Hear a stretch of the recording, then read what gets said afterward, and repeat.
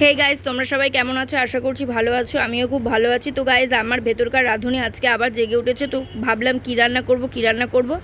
তো ভাবলাম ডিমের কারি রান্না করি। মানে আমি মোটামুটি ওইটাই পারি, তাও খুব একটা ভালো তো পারি না। তো চলো আমি ডিমের কারিটা কীভাবে রান্না করছি সেটাই তোমার সঙ্গে আজকে শেয়ার করব।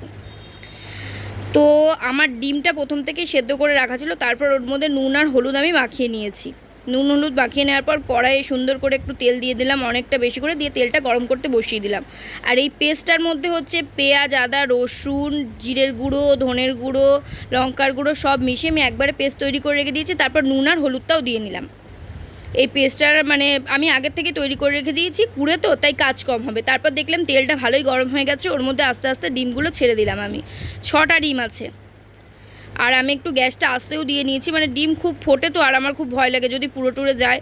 মানে আমি তো সেরকম বড় একটা রাঁধুনি নই মাদের মতো, তাই একটু ভয় তো আমার লাগেই। তারপর দেখো ডিমের একটা পিঠ সুন্দর করে ভাজা হয়ে গেছে। তারপর 2 পিঠ ভাজা করে নিয়েই সুন্দর করে আমি ডিমটাকে নামিয়েও নিলাম। নামিয়ে টামিয়ে নিয়ে এই হলুদ আর নুনটাই পেস্টটার সঙ্গে সুন্দর করে মিশিয়ে নিয়ে কড়াইয়ের মধ্যে দিয়েও দিলাম, দিয়ে সুন্দর করে কষাতে শুরু করলাম।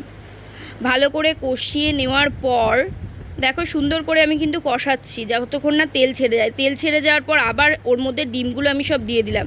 ডিমগুলো দিয়ে দেওয়ার পর ডিমের সাথে সাথে ডিমের মধ্যে যাতে মশলা ঢোকে, সুন্দর করে ডিমের সাথে সাথেও আমি এটার মধ্যে কষিয়ে নিতে শুরু করে দিলাম।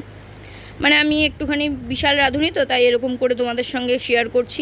আশা করছি মানে তোমরাও আমার থেকে ডিমের কারিটা শিখতে পারবে।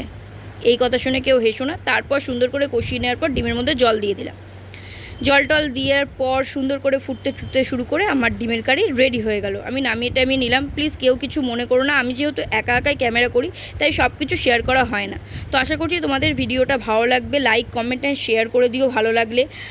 আর যারা আমার পেজটাকে এখনও ফলো করোনি, প্লিজ সবাই একটু ফলো করে নিও, পাশে থেকে ভালোবাসা দিও। আর যারা এই ভিডিওটা ইউটিউবে দেখবে তারা প্লিজ সাবস্ক্রাইব করে নিও। তো আমি আমার ভিডিওটা এখানেই শেষ করছি। দেখা হবে নেক্সট ভিডিওতে। টাটা।